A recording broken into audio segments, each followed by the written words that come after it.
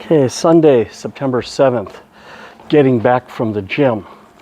Okay, what I want to talk about now is, hack and meme journalism here in Ukraine. A lot of this like good guy propaganda and the good guy propagandists. There was I guess the question is, how much good are they doing for Ukraine, and who are these guys? But we'll discuss that in this video. So I came across a post during the week from this American journalist here, Joe Lindsley. You know, he's a Chicago Tribune guy and everything, professional journalist. So I thought, but you know, he does a lot of memes and clickbait.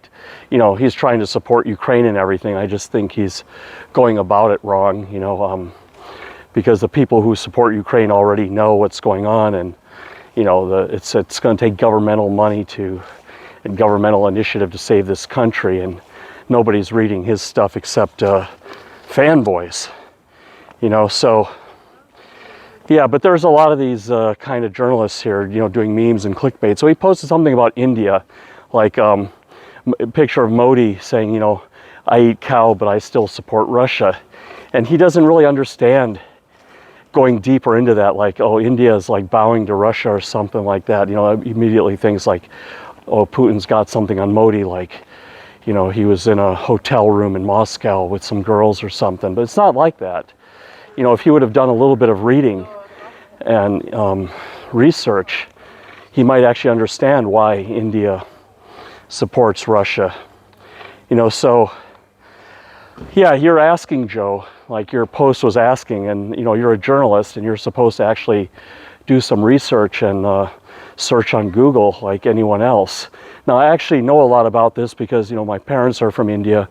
My relatives live in India, and they're not only just Indians, but they're quite remarkable Indians. You know, I had one uncle work on the Indian nuclear program.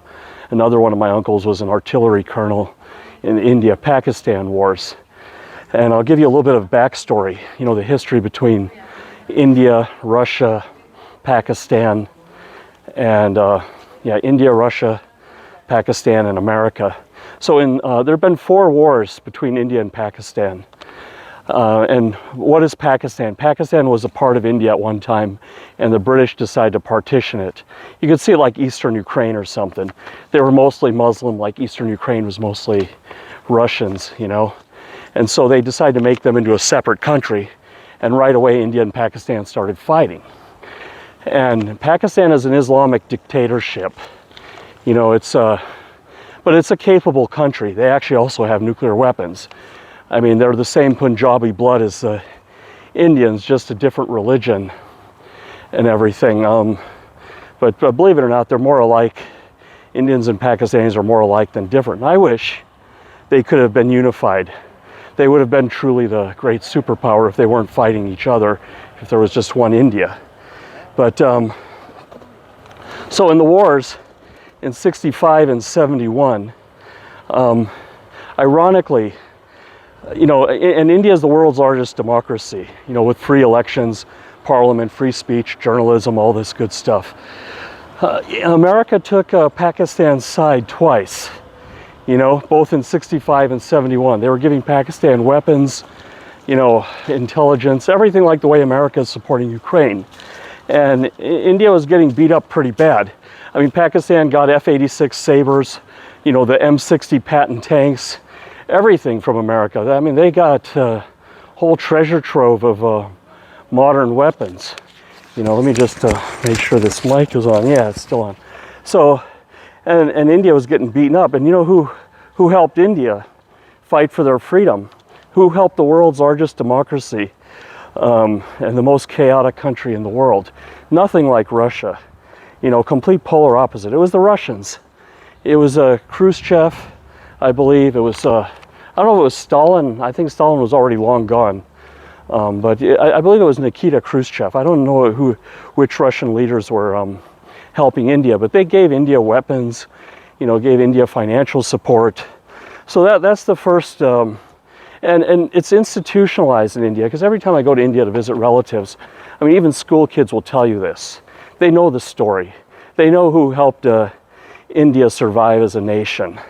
You know, I mean, India would be a giant Islamic republic if it wasn't for the Russians, to just be honest here, you know. And like I said, this doesn't mean I'm pro-Russian. I'm just telling, you know, I'm doing what this journalist Joe or Hack Joe or whatever, meme Joe or Joe meme, let's call him Joe meme. I'll be like Trump and make up names for people, you know, this useless journalist Joe meme. You know, so this is the backstory, and this is institutionalized. This is taught in Indian schools, just like the story of Subhash Chandra Bose. He's another interesting character. You ought to look him up. And then on top of that, India wanted to pursue nuclear power and nuclear, you know, obviously nuclear weapons. They saw, you know, what the benefits are for freedom, you know, for national sovereignty. And the U.S. tried to undermine that. And, you know, they offered India a lot of carrots for giving up their nukes, you know, economic development and all of this kind of stuff. But India just persisted and developed their own nuclear power. They got some help from the Russians. You know, I don't know if it's some or a lot, but Indian engineers are quite capable. They have been studying abroad, and, you know, my father was one of them, but he never went back. You know, he was sent to America by Nehru to learn engineering, and he was supposed to go back, but he never did. He liked life in America better, you know, to the benefit of the U.S., believe it or not. You know, he helped create a lot of great things that made the 3M company great. But anyway, enough of that. So, yeah, so the Indians ended up developing their own nuclear power, their own nuclear weapons, their own rocket technology, all without the help of the U.S. You know, and they're really proud of that. You know, and then on top of that, you know, what was also missed, you know, is like this whole morality argument, right? Like in this Facebook showdown, I'll drop the link in the comments below. You know, everyone's like saying, is it right for India to do that? Of course not. But there's history.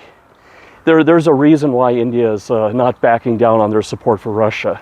You know, and they're saying, oh, that happened over 50 years ago. But again, this morality thing and this whole thing about it happened 50 years ago. Look at the Balkans. Look at the Serbians and Bosnians and these people. They've been killing each other for stuff that happened over 500 years ago.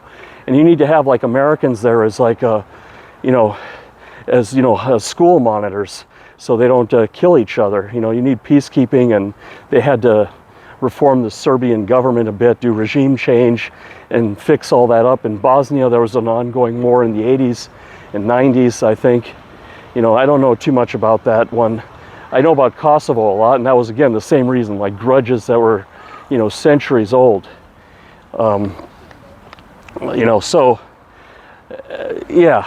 And then the other argument that people are talking about is like, oh, well, India's going to lose out because, you know, they're getting a lot of business from the U.S. That's not really true.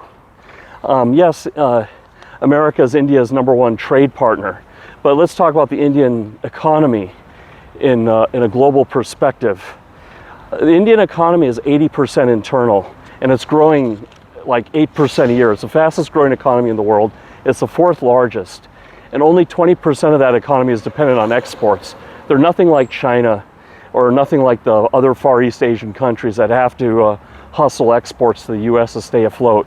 So out of that 20% of the Indian economy that depends on exports, only 20% of that is from the U.S. The rest is like India does a lot of trade with the United Arab Emirates, with the European Union, you know, specifically like Germany and the Netherlands. You know, they even trade with China. You know, so they have a lot of trading partners. So overall, the U.S. impact on the Indian economy is only 4% overall. I did some research on this. You know, and believe it or not, the U.S. needs India more than India needs the U.S. A lot of that is like the U.S. exporting like cotton T-shirts, right?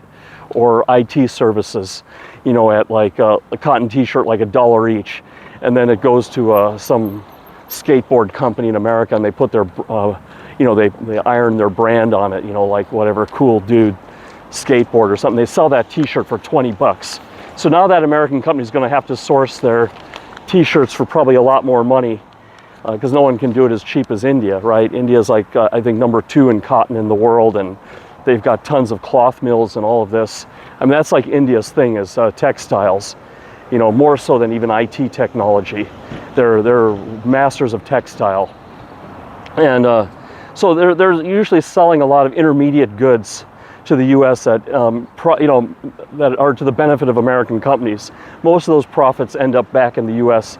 That are built on these Indian goods, on Indian, and like it's same with the IT business, right? So an American company will outsource their IT to India for like 20 or 30 bucks an hour, where they'd have to pay an American $70 or $80 an hour. Now I'm all for bringing the IT business back on shore. I'm all for that, but this is just really how, I'm just telling you how it works.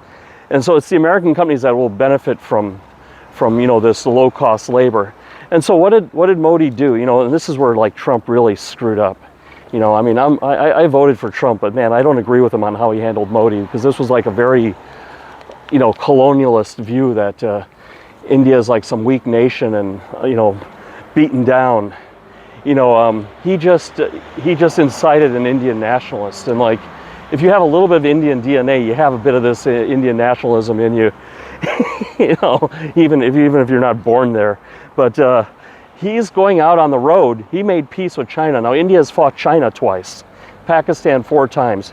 He's going to countries that, he's going to Brazil and, Russia and all these other places, and he's going to find buyers for those products and services. It's not much. It's really not much. And he's going to grow the Indian economy that way. So, and now let's put India in perspective to Russia. So India is the number 4 economy in the world. I think Russia is like number 9. India's economy is twice as large as Russia. They have 10 times the people. The Indian military is much stronger, much more capable than the Russian military. They have much more men, better technology, better leadership. It's more of a meritocracy. They don't have all the drunkenness and all these problems. It's a very well-disciplined force. They've actually been trained a lot by the U.S. The U.S. Wanted to sell weapons to India, and what India asked for in return was, get the Navy SEALs to train India's special forces. The British SAS were training also India's special forces. They've got Indian, the Indians have like U.S. C-17 planes, and all of this they were able to modernize their military. It's a very formidable force. So there's no threat from Russia to India. If anything, India threatens Russia, But this Indian support of Russia is not only about getting cheap fuel. I mean, that's, everyone's talking about the moral argument. I mean, what this is about India showing is that India is going to put its own interests first, ahead of global interests. Because like whenever there's problems in Asia, genocides or all this kind of stuff going on in Asia, it seems like nobody cares, right? Like, but when it's happening in Europe, suddenly India has to care about European problems. And that's like what the foreign minister said, Jaikunder had said, that India will put its own interests first, and that you can't pressure India. And now there's a backlash. Trump didn't bother to review the economics. India's still third world, but it's not poor, as one would say. It's a force to be reckoned with, and they're really aiming to be their own pole. They're not on anyone's side. They don't. They really want to define themselves that they're going to control that part of the world, the subcontinent, and they're going to project their interests in that region. Like the Chinese have the Southeast Asia. India wants this area around them. So they are working, like the Swiss, with both sides to their own benefit. And like I said, there's a backstory about this. There's a debt of honor.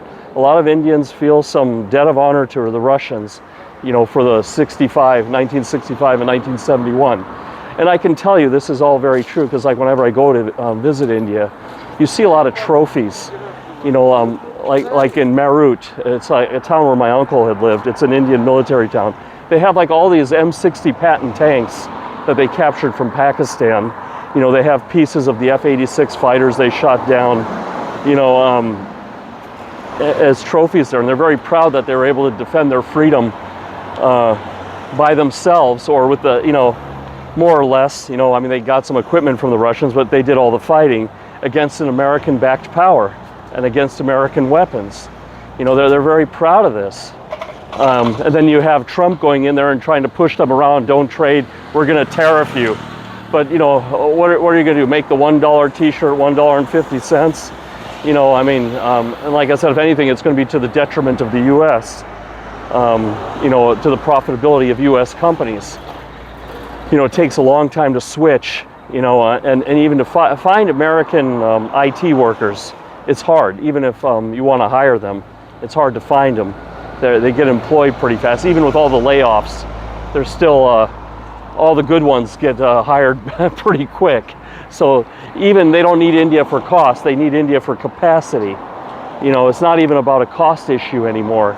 It's about, you know, extending capacity. And yeah, America could turn to Ukraine and everything, but, you know, I can tell you, the Ukrainian resources are maxed out, the European resources are maxed out, you know, so even all these European IT companies, they are all opening offices in India. Half of these companies here in Lviv, like Intellius, SoftServe, you know, there's a dozen of them. They all have now some office in India because they just simply, it's not even about cost anymore. It's about getting extra capacity.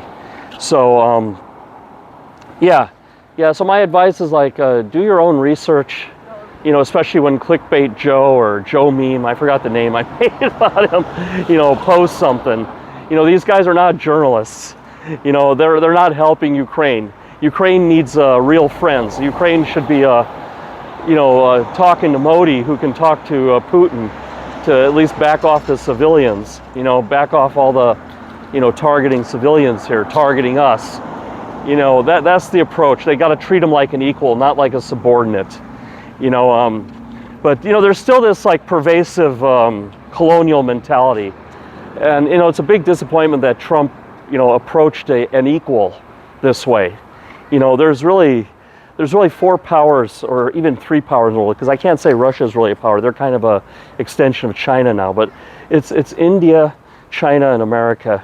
They're the real powers in this world. Like North Korea is just an extension of China. Russia is just an extension of China. You know, but Modi is truly Trump's equal. And, you know, and when Trump disrespected him, you know, that just, you know, Modi is doing this out of pride, I think, more than anything. But they had a deal. They had a deal that, you know, India could buy the Russian oil at cost. So the Russians don't benefit from the profits, but India could keep its economy going. And anyway, the Europeans are buying more oil and gas still, even after the pipelines are being blown up from Russia than the Indians are. So, I mean, Trump could have approached it differently, like, we'll help you develop more nuclear power, you can get American oil at a discount, you know, we'll sell you more American weapons. He could have done a deal instead of just ordering him around, because now you pissed off an elephant, you know. You know, I mean, you know, when the lion pisses off an elephant, the lion's going to lose in the end. You know, it's just the way it is. India is an immovable object. You know, America is an unstoppable force, but India is this immovable object. Like I said, the economy is internal. You know, they don't rely on outsiders. They have learned to become self-reliant. I mean, you know, ever since they developed their own nuclear weapons, they learned, you know, America's not a reliable ally. And they know the Russians have a bit of racism towards Indians on a one-to-one level and all this. You know, I mean, life is not pleasant for Indians in Russia. But, you know, at a strategic level, the countries get along. But at a personal one-to-one level, it's not a place Indians really want to go. You know, so that's kind of saving America, that Indian engineers aren't learning Russian. They already have the British language, English. You know, and that helps them gravitate towards America and Canada, you know, and that's to America's benefit. They got to keep that relationship with India good. And these stupid, I don't know, insult journalists, you know, but these meme guys, you know, these Joe Meme and these kind of people, they're really doing a disservice. You know, Ukraine needs all the support and friends they can get, because these European friends they have, they're really useless. You know, either they got big hearts and no assets, you know, like the Estonians and the Danes and all this. They can give like 10 things. You know, they talk good and everything, but they don't got anything. They're really just small countries. They're smaller than one city in India. You know, they've got less armaments than like one Indian regiment. You know, and, you know, so Ukraine needs to be making friends in Asia. You know, because these Europeans are all trying to just push everything off on America. you know, they're just writing proclamations and everything. They're trying to always suck America into this, you know, when it's this war is on their doorstep, you know, and they don't want to give any money. They talk about manpower, but they won't give it. They'll lose elections, you know. So yeah, I mean, these journalists should be helping Ukraine make friends in new markets, you know, instead of like I don't know, like you know, doing what they're doing, you know. Yeah, sorry people, you know, India, Iran, all these countries, Asia, it's like average age is under 35, and in the Western countries the average age is like over 50 or something. So yeah, you guys are aging out and the Indians are rising, you know. So yeah. So I hope this helps Joe do some responsible reporting and journalism. Anyway, take care. Bye-bye.